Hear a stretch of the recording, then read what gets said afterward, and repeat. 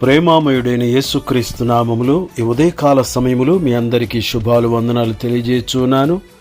ప్రియులారా, ఈరోజు దేవుని వాక్యము సామెతల గ్రంథము 3వ అధ్యాయము 1వ వచనము. నా కుమారుడా, నా ఉపదేశమును మరువకము, నా ఆజ్ఞలను హృదయపూర్వకముగా గైకొనుము. ప్రియులారా, ఎవరైతే దేవుని ఉపదేశమును మరువకుండా ఆయన ఆజ్ఞలను హృదయపూర్వకముగా గైకొంటారో వారికి దేవుడు దీర్ఘాయువును, సుఖజీవముతో గడుచు సంవత్సరములను, శాంతిని కలుగుజేసే దేవుడై ఉన్నాడు. ఉపదేశము ఉపయోగకరమైనదిగా ఉన్నది. ఉపదేశము ధన్యులనుగా చేయును. ఉపదేశము ఉజ్జీవమును కలుగు చేయును. ఉపదేశము ద్వారా ఎన్నో ఉపకారములను మనము పొందుకొనగలము.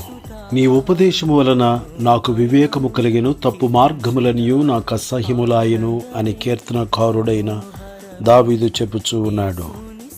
నీ ఉపదేశమును అనుసరించి నడుచుకొనుచున్నాను, ఇదే నాకు వరముగా దయచేయబడి ఉన్నది. ప్రియులారా, మనమందరమును దేవుని ఉపదేశములను ప్రతి దినము ఆలకించి ఆనందముతో అనుసరించుదుముగాక. దేవుడి మాటలు మన కొరకు దీవించునుగాక. ఆమేన్.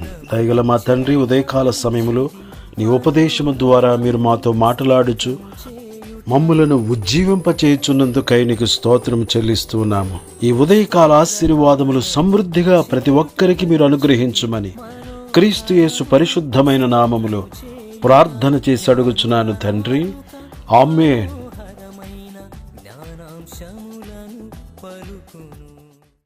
జ్ఞానుల నాలుక మనోహరమైన జ్ఞానాంశములను పలుకును. ఆనందమే మనోహరమే యేసుని స్తుతించుట.